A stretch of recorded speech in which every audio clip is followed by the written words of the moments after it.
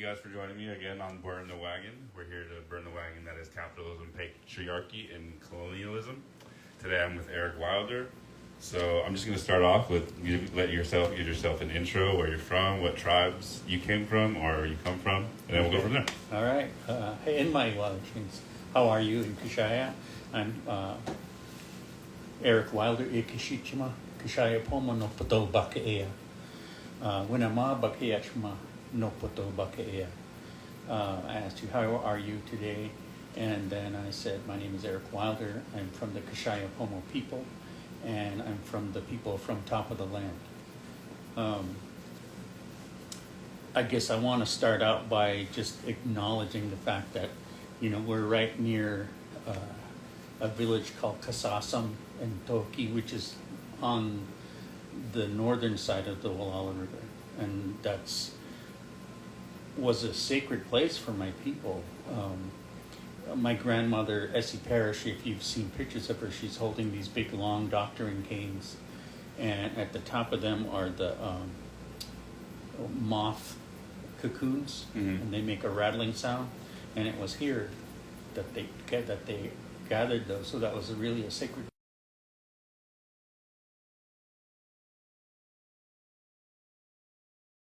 Last night about because I was at the roundhouse and they did the star dance, and they said that started in Kashaya as well, right? Yeah, the star dance came about during World War II, when the men went to war during World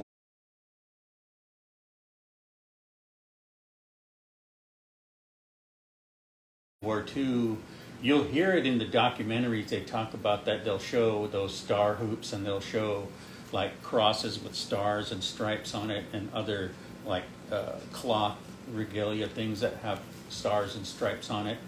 And they all were made in the movie. The narrators say, "Oh yes, the Kashaya people, we adopted Christian symbols and things and part of their religion and all that." But the reality of it was that my grandmother, Essie Parrish, used the star, the stripe, and the cross as a symbol which they danced so that our men would be protected wherever those symbols were. So they had that flag on their uniform that had the stars and stripes, and then they had a lot of the crosses were around where they were, where they gathered the army men and everything. And so through those symbols, we protected our men during World War II. And the hoop dance with the star on it, that was required by the mothers of the soldiers to dance. And so that's how they started dancing those in the roundhouse. And it was so that those mothers would dance for those sons that were at war. Wow, yeah, I just learned all that last night. And is there a new meaning to the star dance, because there's not a lot of people being taken to war, or is it still for the women that have enlisted children? I don't know now,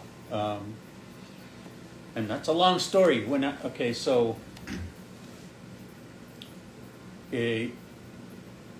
I guess I'd have to just tell you when I was born,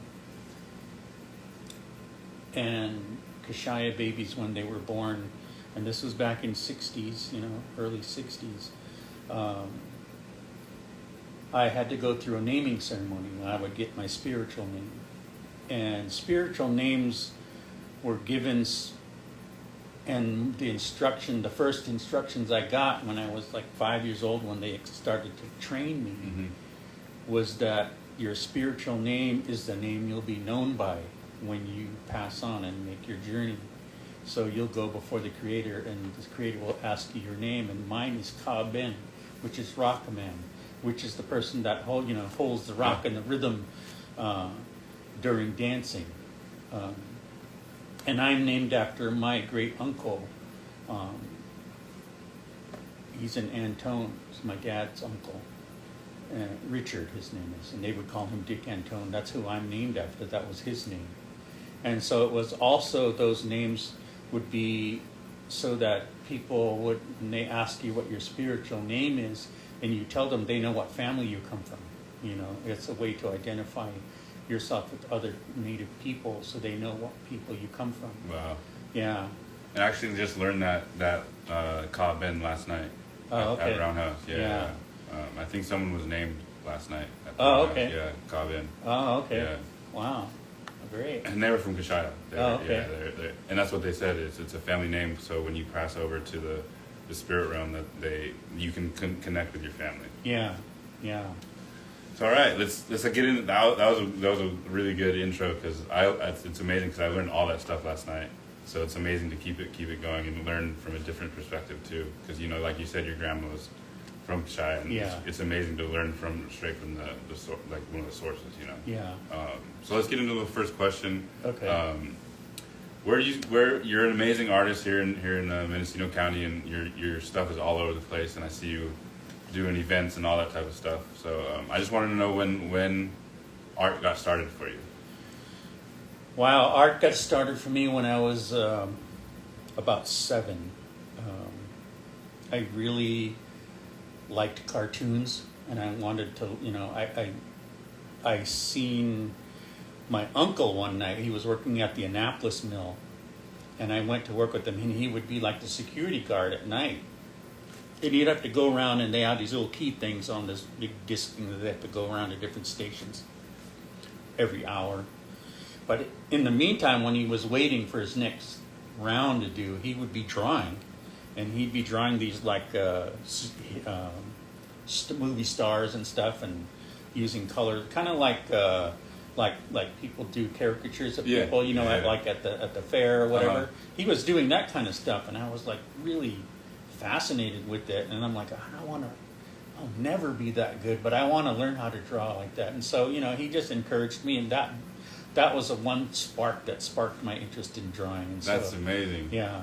And you said I asked you if you paint, but you're just getting started with painting, right? Yeah, I had worked on a project early last year with a gal, Bonnie Lockhart from Sherwood Valley, and Mia Marufo from Robinson, and we were doing this tile project, and we had to paint on tiles, and Bonnie is an amazing painter, and we were still in the middle of waiting for things to get done after we painted, and so we would sit down and get together, and we would just work on things that we never were used to working on. We'd never done tile work, so we had to learn how that paint worked on tiles and how it mixed, and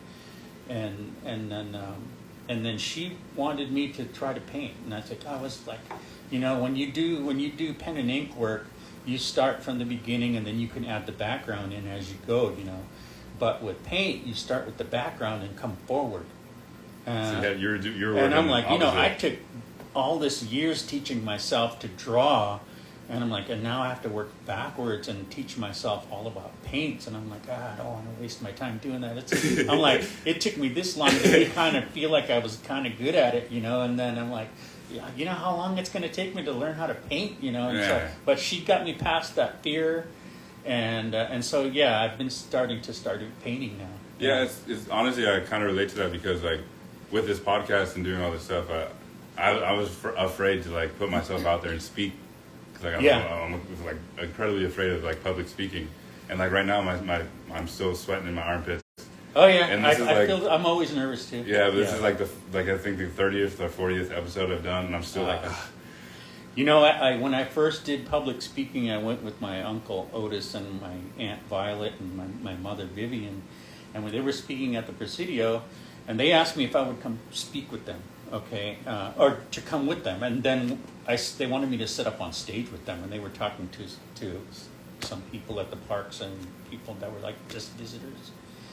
And then in the middle of them talking, my uncle said, I want you to talk. I'm like, oh, what about what? And so he was telling me, and so I had to get up and talk, and I was scared. I was really scared, and I talked. And then some weeks later, I was at my Aunt Violet's, and she said, you were nervous when you were talking. I go, yeah. She goes, why? She said, I go, because I'm not very comfortable talking in front of people. And she goes, you know what? She said, you're talking about our people. You're an expert on our people. We've taught you. We've taught you everything that we could possibly teach you. You know, you're an expert on our people. These people that you're talking to, they don't know anything about us. So, you know, they can't sit there and criticize you and say you're wrong, because you know, you lived all of this stuff we're talking about. And so she said, you got nothing to be scared of. You're teaching them, you're educating them. She said. And then that fear of talking that in that way, I still get nervous, but I don't feel uncomfortable talking about my people or my culture, you know. But then when I was tribal chairman, I was asked by other families, not my own family, to run for tribal chairman. And when I got elected, our first tribal meeting with the community, you know, we had our administrator there and everybody, and I, you know, and beforehand I said, okay, when we come to this item, I want you to give the presentation because you run the programs, and you know. And then the first thing we did was talk about one of the programs, and then somebody raised their hand and they go, we don't want to hear them, we want to hear you. You're the tribal chairman, you're our leader, we want to hear from you. And I didn't think that was going to happen. I didn't expect that to happen. And so I've always been a person that was behind the scenes helping and not wanting to be out in front. Yeah. And I had to get over that, like, then. And so I had to force myself to get past it. And then, like I tell my wife, I said, now you can't shut me up, I'll talk, you know. I'm never going to stop talking now. Yeah. Yeah. But yeah, that's how I feel about, like, yeah, once I get talking about, you know, the history of what needs to be told, the voices that need to be amplified, the stories that need to be told, like, all that fear goes out the window. Like, once I get on that stage and because I've done a couple, like, public speakings, and, like, once I get up there and then, like, I'll just even tell people, like, hey, I'm just really nervous right now. And usually the crowd just, like, will give you really good feedback and just, like help you, like, do, like, a little, like, clap and stuff like that. So, like... Yeah, once I started, my uncle was like, okay, now I'm going to teach you something about public speaking. He said, you need to take them on a ride. He goes, you say funny things and you know a lot of things that are serious. He goes, just tell a funny story or something. He goes, take them on this roller coaster ride where you're like really serious, and then now you're going to talk about our history, which isn't always something that's positive. It's sad, the things that have happened to us, the things that you experienced, things that you've seen or learned, and then you bring it back and then bring them on this roller coaster ride, and they just like feel like they've had fun at the end. And so I learned to do that. Yeah. You know, and so it's like, and then you learn to read your audience. You know, you talk about something, and then you see like, oh, they're kind of drifting off, and then like, okay, then it's like, hey, you know what? And I'll have a question for them, and then you'll see where their interests are, and like, okay, then we'll go that way. I learned that with the last live event that we did in Point Arena. Like, I kind of, because that was my first time ever really doing it, and I kind of, like you're saying, like, okay, like the crowd, like, is like feeling that joke, or like, you know, they really like that one, or when we say that type of stuff. So like, it was really fun to like just play with the crowd and have fun with them. Yeah. And we did a couple, like, I would say land and they would say back, so it was a really fun interaction with the crowd. Yeah. So yeah, that's really fun. Did you go off to school for to be an artist, or are you just all self-taught? I learned in high school. Well, when I went to high school, I went 2 years in Hillsburg, and then went to high school in Point Arena. I moved back to the reservation at Kashaya and went to Point Arena because I wanted to be with all my cousins and stuff. But then when I went to the art class, our art teacher was a photography and pottery major. She wasn't an illustrator. And so when I showed her my work, after a while, she said, you know what? You're already better than I am, and I'm going to put you in independent study. And so I would go to the library, and then I had a couple of friends that also liked to draw. And then what we ended up doing is we would submit comic book art to fanzines. It had a lot of these fan magazines that were put out independently. You know, them days you didn't have the web or nothing. You know, so it was like we would submit things to them, and then they would send back stuff with critiques on our work. Really? Yeah. Wow. Yeah, it was a lot of fun, and you know, so we would hand all that stuff in to. Have you created a comic yet? I created a character, but I never did do a comic of it. And it was a character that had like spiritual power. You Okay. know? And basically he was a protector to help people who didn't have that kind of ability, kind of, you know. Wow. Would you call him Kashayan Man? I can't remember what I called him now, but I do still have the picture I did of him. But when I was working for Great and Rancheria, and that was in like 2005, something like that, they had a poem about a bear called Thunder Bear, and Mm-hmm. it was a story that they had recorded down, and the lady had done a poem to it. And so I said, hey, can I draw this? And so I did a comic book. It was like a little 4-page comic of that poem about how thunder came. Wow. You know, and it turned out really well. And I wanted to do a superhero comics. I didn't really consider that a comic. Yeah. Until I was talking about it. Yeah, I said, you know, when I started that, I wanted to be a comic book artist, and I've never done a comic book. And then I think it was my wife Karen said, you did that Thunder Bear comic. And I'm like, oh yeah, I did do a comic. I did do a comic. Yeah, you're right. Because is there any native comic superheroes out there? Oh yeah, there's a ton now. Oh really? Yeah. Oh yeah. There's I think it's called War Party or something. A lot of native artists from back east. Oh okay. Midwest and back east are comic book artists, and there's some here in California too. I'm waiting for one to pop in a Marvel movie.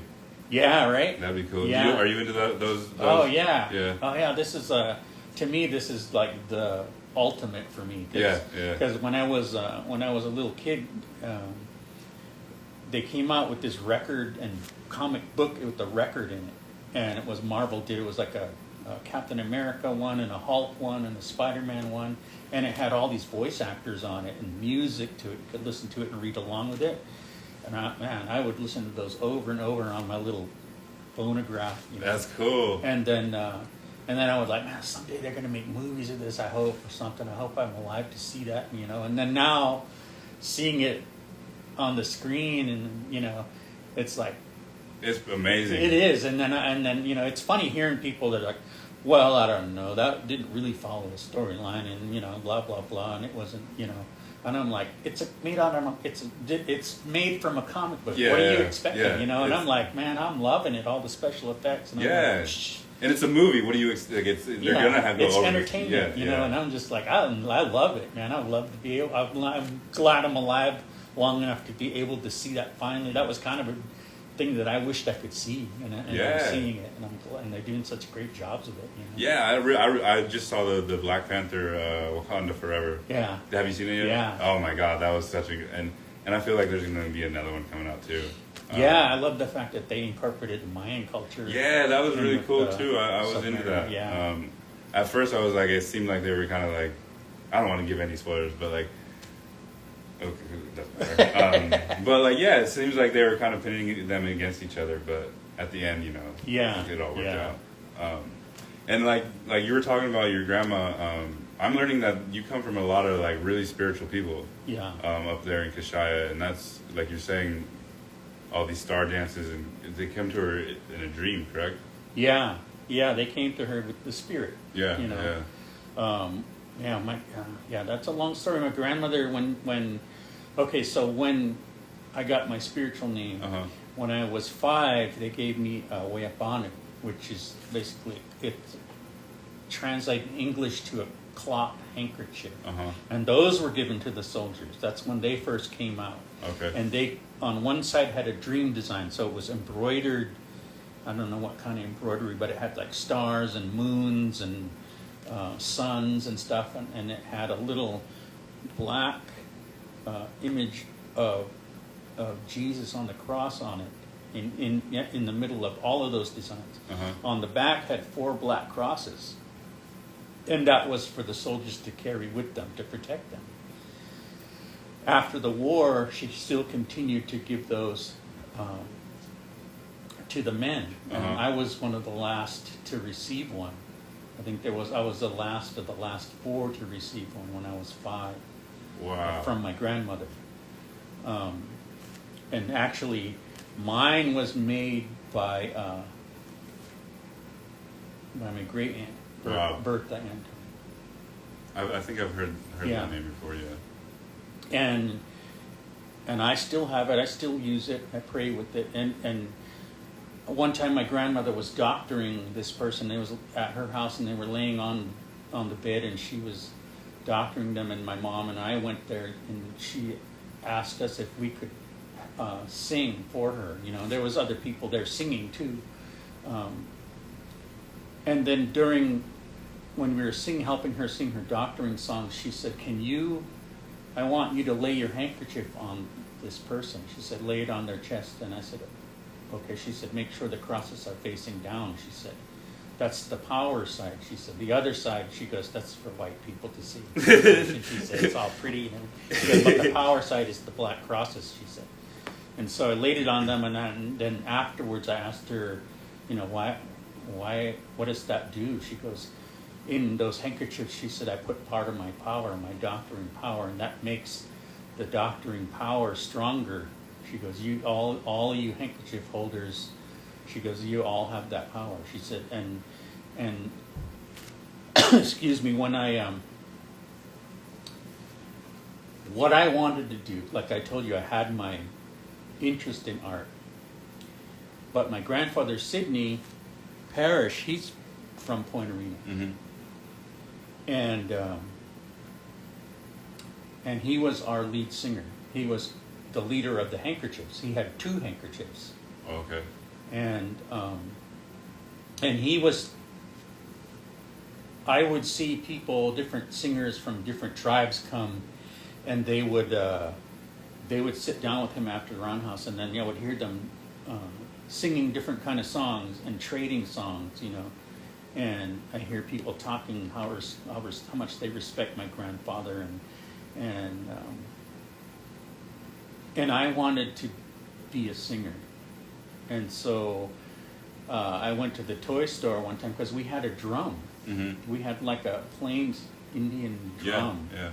And I went and bought me one of those kind of like a rubber around it, and I took it to the roundhouse, and I was playing with that, and they were looking at me funny, but afterwards, after I took that to roundhouse a couple times, then my grandmother said, I'm gonna fix you up to be a singer, she said. So I had to go through a ceremony, and then my grandfather was teaching me how our songs and everything, Mm-hmm. you know. And so anyway, it was at that time that that's what I wanted to do. I wanted to be a feather dance singer, and I wanted to learn about everything about our relationship with the earth, our sacred places, our language, our history, all the things that were important to my grandparents, you know. How to make regalia, all of that. And they were teaching me all of that stuff, you know. And so the first thing my grandfather did was he said, oh, what's your favorite song, you know? And I told him, and he goes, sing it for me. So I did, and I thought I could sing pretty good, you know. So I sang the song, and I was thinking, oh, he's going to say, oh, yeah, you did pretty good there, you know. And then he said, okay, so I need to teach you how to breathe. And, you know, this is where you need to get loud, because you need to bring the spirit for the dancers and all this stuff, you know, things that I didn't know about, you know. And I was like, oh, shoot, I got a lot to learn, you know.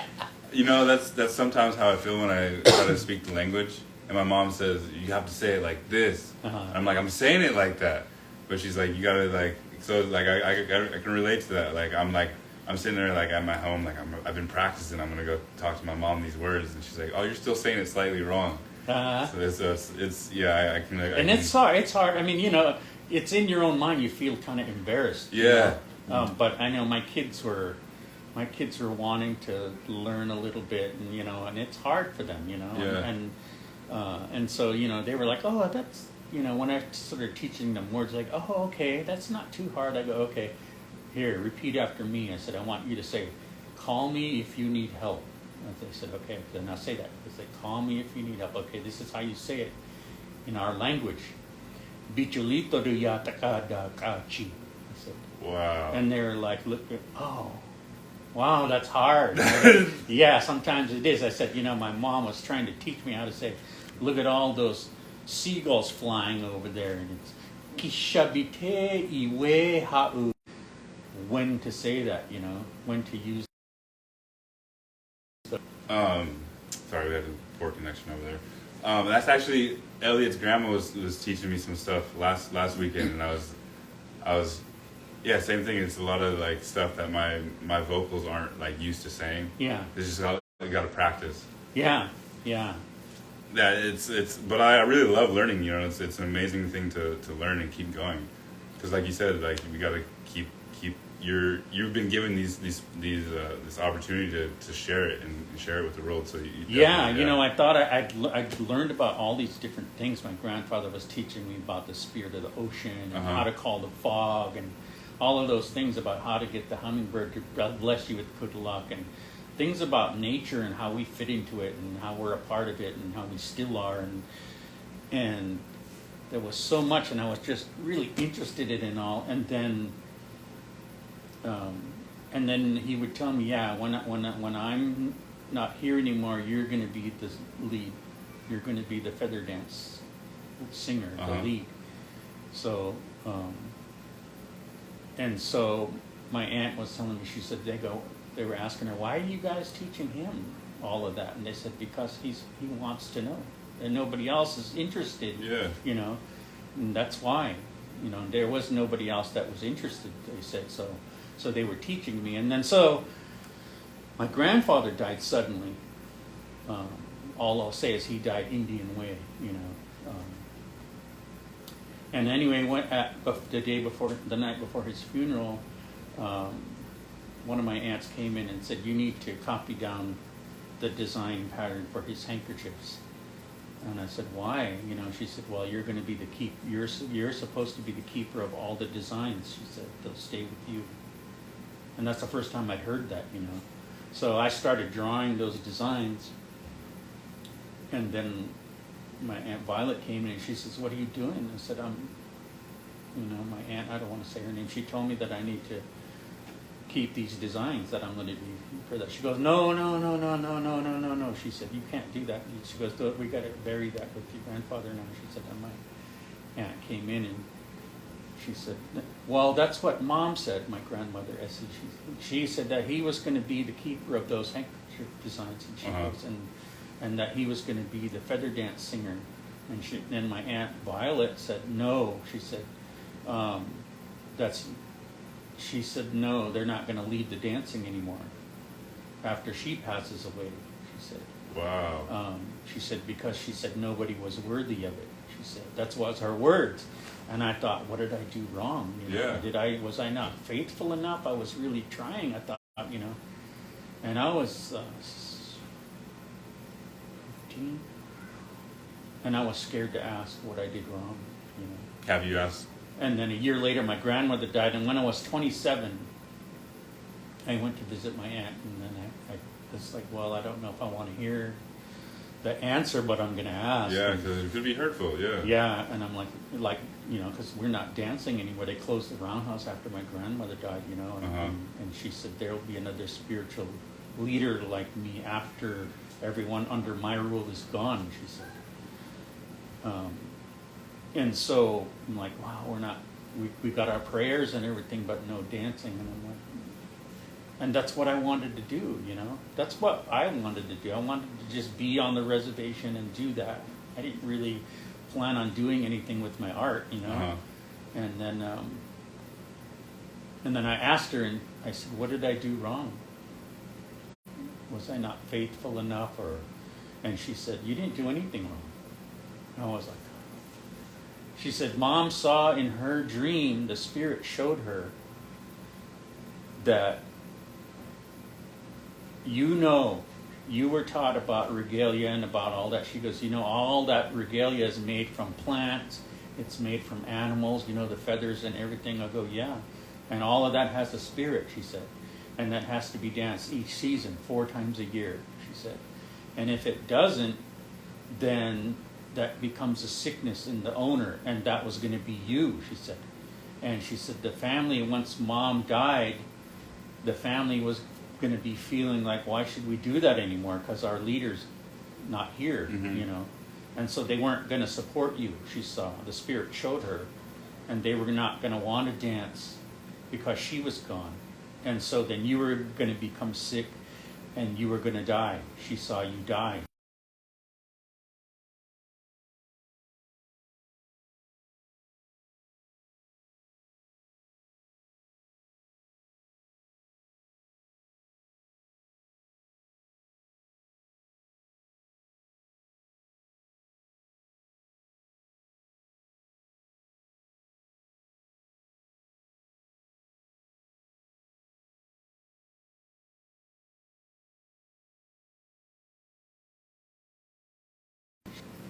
It took me a long time to mourn their loss, and then but I still have that passion for art. So, Yeah. so that's how I got into doing art full time. Okay. That was the only thing I was kind of any good at, you know. And it's amazing. You have a lot of regalia.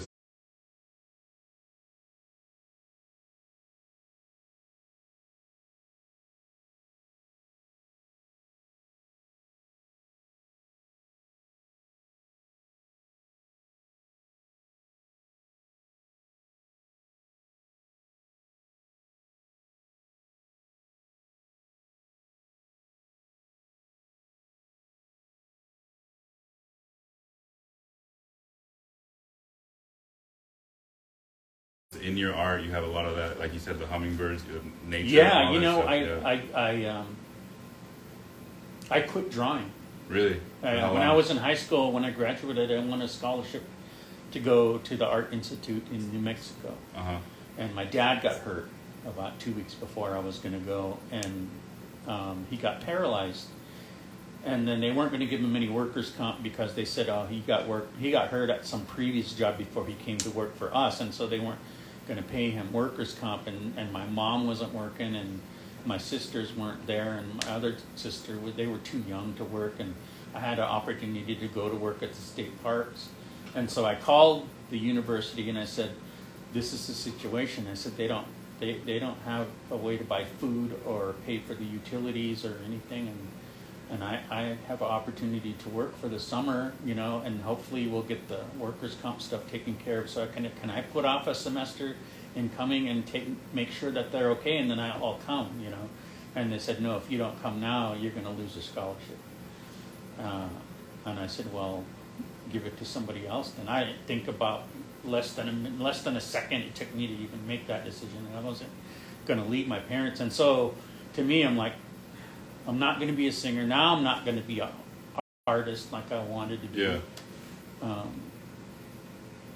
And I got depressed for a long time. And I was like, hell with this. I'm not going to draw anymore. I don't want to do this. Yeah. So I quit drawing for a long time. For about Wow. 8 years, maybe. Wow. And then like just completely, not just- even. I did a shirt once in a while for Uh-huh. somebody, or when somebody wanted me to draw something, Uh-huh. but that wasn't very often. You were then. drawing for yourself. You were drawing because people were asking. Yeah, and then when my daughter was born in '91, I was living in San Rafael. My mom came down and to help us for a couple of weeks. Yeah. Like, you know, I don't know, why is the baby crying? Hungry? How do Yeah, you tell? yeah. You know. And so, but she likes to read magazines, so I went out to go look for a magazine for her, and I saw this store in Nevada had books. I was living in San Rafael, and I went in there to get her a book, but it was a comic book store. Mm-hmm. And I talked to this guy, and I worked with this guy when I was a senior, who was a colorist from Marvel. His name is Steve Olive. Oh yeah, I know. Yeah. And he helped me. He taught me about color theory, and he helped me learn about what I needed to learn about anatomy and things like that. So, you know, he was like the guy who was like brought that passion for me, you know. But then we started talking. I talked to this guy in a comic book store for about 2 hours about Steve and about comics, and he got my interest.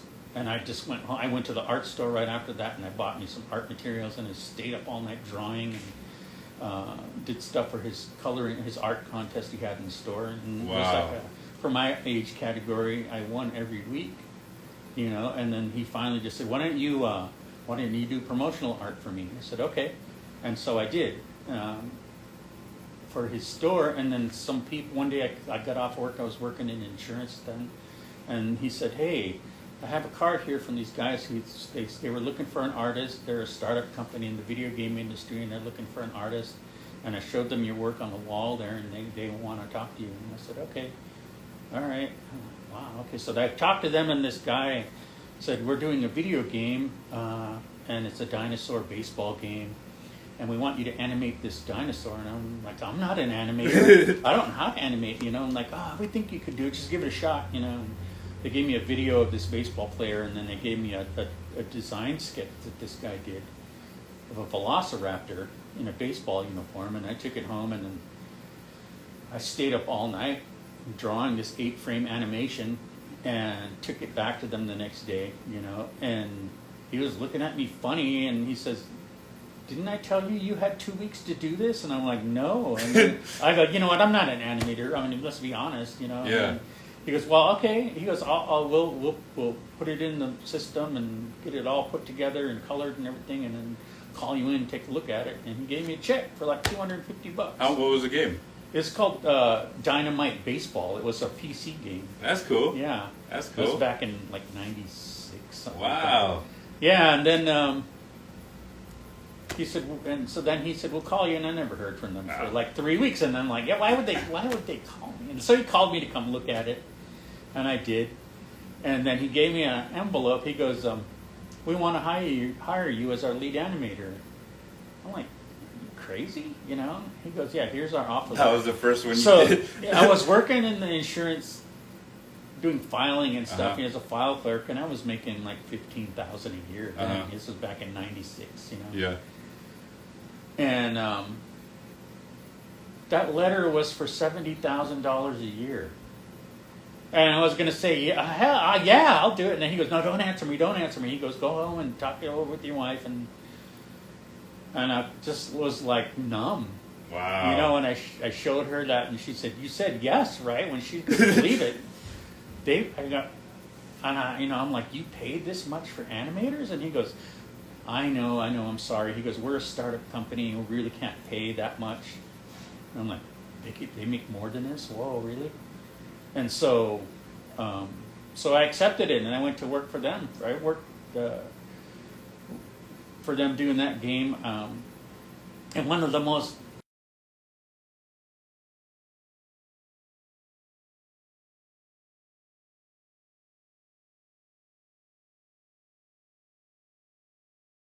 that looked up to was a guy named George Perez. Just passed away last year, and he got famous doing Avengers because he was self-taught. He never went to art school like me. Wow. I taught myself, and his art was so detailed, and he said that he went to Marvel.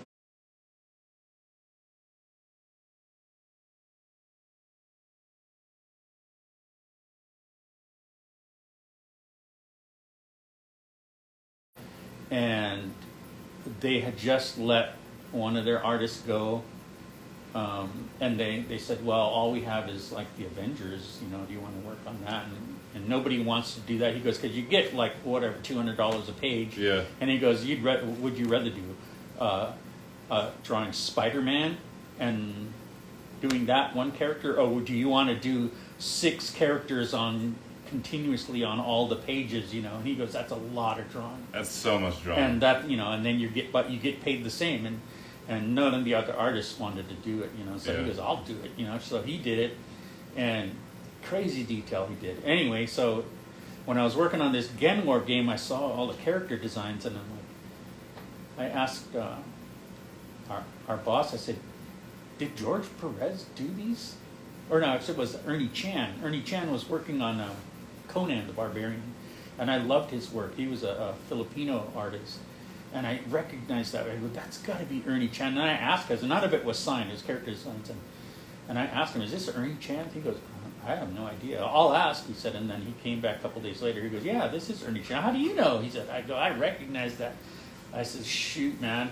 I met Ernie Chan and paid him $100 to draw me a Conan picture, and Wow. he did. And at a comic book convention, and I talked to him for a while, and I told him about the Genwar thing, you know. Uh-huh. And we talked for about 20 minutes, and then I went to another convention probably about 5 years later, and then he was there. I went over to say hi to him, and I'm like, oh, this guy will never remember me, you know. And I was walking toward the table, and he goes, "Hey, Eric, how are you doing?" And he's like, "Oh, man, that was cool." It's trippy when you're like, oh, this guy's definitely not remembering me, and then like they 100% remember you. That's always such a good feeling. It was. That was like the highlight for me of doing video game work. Yeah. All right. As we talk about the art world and kind of the video game world as well, because I didn't know you worked on video games actually. That's amazing. And I kind of want to ask about because everyone's perspective is a little bit different on this question, but what does decolonize mean to you? And if there is a ways to decolonize the art world, and if you run into like problems as a native artist entering this world.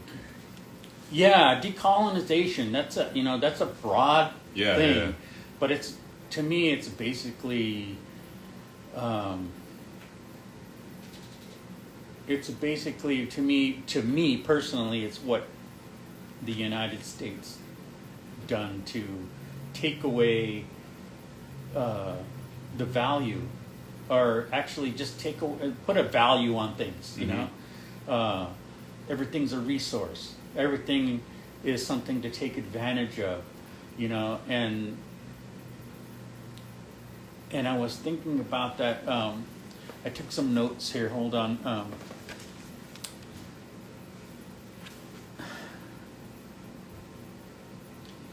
When we were taught that the world isn't a resource, you know, but in school we are, you know, and we're separate. We're separate from the world. We're separate from the animals.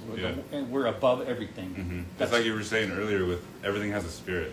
That's what we're taught in school, you know, and so. This was like totally opposite of what I was being taught by my grandparents, you know, and so and even with religion, you know, I know, and that's a hard question because we have people that are Christians and we have people that are Mormons, you know, Pentecostals, and I grew up Christian myself, and I'm like I'm wanting to kind of like have a different viewpoint from that because Christianity it's not really what I'm And I had about. somebody say, "What religion are you?" I said, "I'm Kashaya Pomo." Yeah. And they're like, no, what religion are you? I'm like, I don't understand your question. Yeah. I'm Kashaya Pomo. You know, don't you believe in God? I go, yeah, of course I believe in God, just like you do. And, you know, and then I had some girl saying, do you go out and spread the word of God? I go, not like you do, you know. But, you know, they're like, well, if you don't convert people, then you're not going to go to heaven. And I go, well, how do you know? I said, I've been a good person. That's what I was taught. If you're a good person and, you know, then you earn your right. That's what I feel like, too, because, like, Christianity is very, like, if you believe in us, you're going to go to, or if you believe in the way we believe, you're going to go to heaven. Yeah. If you don't, you're going to burn in eternity forever. Yeah. And it's like, that's such a, like, because, like, I've you know, I've fed the homeless people, I've clothed them, I wanted to start this podcast with it, and, like, helping people is my main thing in my life, but I don't believe in where you're going to go, so, like, I can't enter, you know? I had these people come to my house and wanted me to come to their church, and I said, you know, I have my own beliefs, you know. I'm not saying yours is wrong or anything, you know. You believe in God, that's a good thing, you know. Yeah. And they're like, oh, we have some young girls that you probably like. And I'm like, what does that have to do with, you know, religion? You know, I'm like, and besides I'm married, why are you trying to entice me like that? And I'm like, oh, wow, that's crazy. Yeah. You know, it really, like, what? I couldn't believe that, you know. And then when I had learned from my grandmother, she said, you know, I asked her, I said, there's a lot of people in our tribe that, you know, they go to the Mormon church or they go to Christian church or whatever, Catholic church, all that, you know. That's good, she said. Is it? I said. She goes, yeah. She goes, they believe in God. She goes, how is that a bad thing? Yeah, you know. very true. She goes, we believe in God. You know, so if they believe that they have to be there, you know, that they want to be good people because that's God's teaching, she said, there's nothing wrong with that. Yeah, 100%. Okay. It made me think about that. And I sometimes, me and my mom kind of clash because, I want to start practicing like dancing and doing all this stuff, being the feather dancer, but we clash kind of because she thinks it's a witchcraft or it's the way of the devil she's been told. Yeah. But like that, she also grew up in a time that was a little bit different. So like she was born in 1950. So I don't like. I think at one point in time our family was kind of tricked into believing that Christianity was the way, and that's just that's a little story that I've gotten recently. But I'm still learning a lot, but I definitely don't want to. Well, there's never end to learning. That's Yeah, what that's I was true. always Yeah, told all yeah. the time. There's never end to learning. Very true, yeah. But yeah, decolonization is like and like you said, personally, it's your personal opinion, and it's everybody's personal opinion is so much different. Yeah, I was in thinking about your question. Now I hear people that are pretty passionate about it. Yeah. About land back, about all of these issues, and I was talking to some young girls, and I said, they were asking me, how do you feel about that? And I was like, well, yeah, that's the thing is, I said, and I learned this just from living and from my teaching. I said, is that what I ended up realizing, I said, is that you can't be mad at people. You can't be mad at people for what they think about us or what, because what they're taught about our people is only limited. They don't know us. I said, they think we're drunkards. They think we're savages. They don't think we're still here anymore. Yeah. I said, so you have to go through that process where you have to educate them. And it's not their fault. They don't know us. I said, so you don't have to be so angry about it. Just you have to be patient.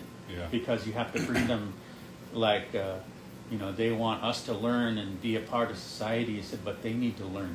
Yeah. They need to learn where they are. I said, because they don't think they're a part of this world. They don't think they're a part of this land we're on. Yeah. I said, I kind of don't understand why you do land acknowledgments and don't say, I acknowledge myself. When they were asking me about that, I said, I understand in what you're trying to do by saying this is the land of the Bokea people, or this is the Aboriginal land, or unceded land of the Kashaya people. I said, but you're here now. I said, and you've been here for a long time now. And what are you doing? You're here and you're expressing your interest in the environment and taking care of it. I said, so you're playing a part in affecting it somehow. I said, aren't you God's children? You're God's children. I said, you're my brother, you're my sister. I said, so I don't hate you because you're white or you're black or you're Chinese. I said, you're God's creation, just like the deer and the bear and the fish and the insects and plants and things. I said, all those things that are here and sacrificed themselves so that we could live, and we honor them. I said, your people were taught to take and not honor it. That's just so disrespectful to them, but you're a part of it. Yeah. And I said, and that's the thing. I said, when I was teaching some young kids, and they were, white kids and Mexican kids, and we were on the beach, and they had this scientific guy, and he was talking about geology and things, and then he said, so Eric, what do you want to talk about from the Kashaya people, And I said, let's go down to the end of the beach. And then on our way down, I broke off a piece of bull kelp about 2 feet. And I said, I'm going to teach you guys how to call the fog. And it was sunny, no clouds in the sky. And I showed them. I said, we'd get yelled at for doing this. I said, they would say, hey, you're going to call the fog. And so I showed them how to do it, and they were all doing it. And this guy was like, oh, wow, that's very interesting. So anyway, let's go down here to the other end of the beach. I want to show you these striations in the rock, he said. And so we went walking down the beach, and we were about halfway down the beach, and he was talking to me, and then he stopped talking, and I'm like, I thought, something wrong with you? Are you okay? I said, he goes, I don't believe it. What? I said, I don't believe it. He said, and he was looking over my shoulder, and I turned, and there was fog coming around the rocks. He goes, how is that possible? He's putting his hands on his head, and he's like, Eric, how is that possible? There's fog. There really is fog. How is that possible? And his scientific mind could not fathom it. You blew his Masan mind, huh? I did, and I said, I'm going to tell you, but you're going to have a hard time with this. I said,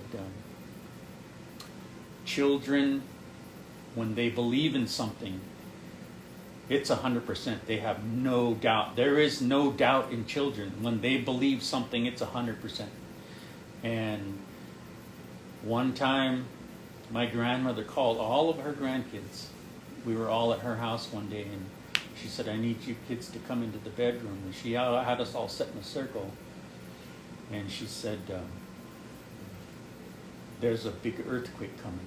She said, you know that earthquake in 1906? She said, this is bigger than that. She said, it's in the earth and it's coming. She said, and I need you guys to pray so we could stop it, she said.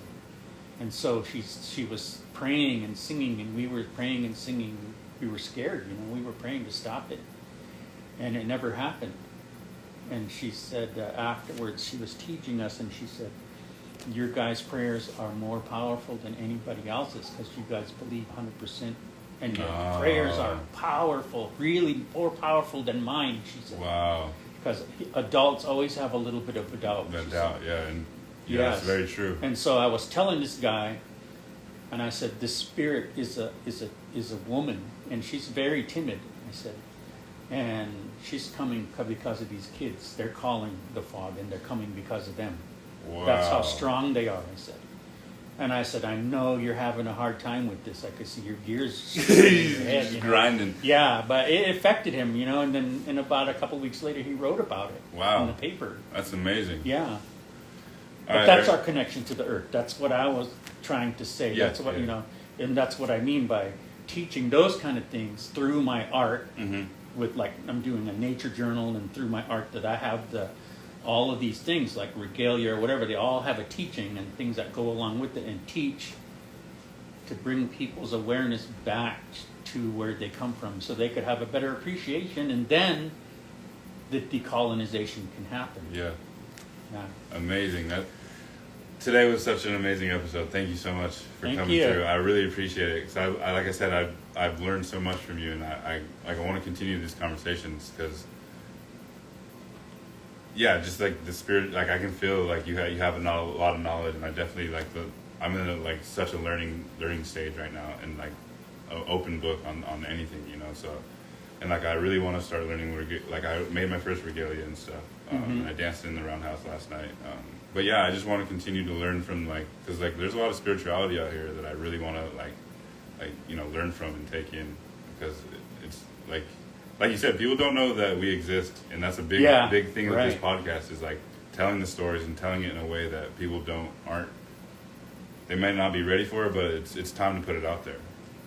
Yeah, and then for people that will watch this or listen to it, just know that one of the things I was taught was, I have a lot of knowledge. Mm-hmm. And then there are people, like you say, you're learning, and there's other people that are learning and have never had that really strong traditional teachings, but that doesn't mean they don't know anything. Yeah. My grandmother said, you never doubt what people will teach you, she said, because even a drunkard, she said, will know something, she said, and teach you a good lesson, yeah, she said. So true.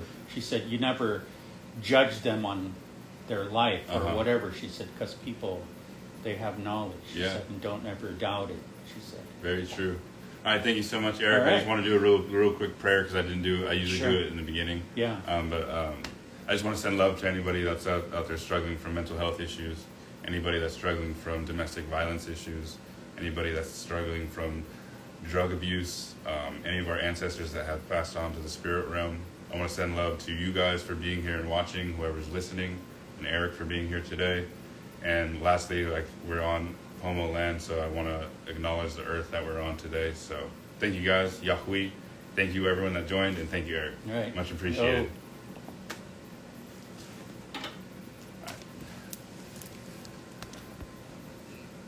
See if we have any comments. All right, cool, good.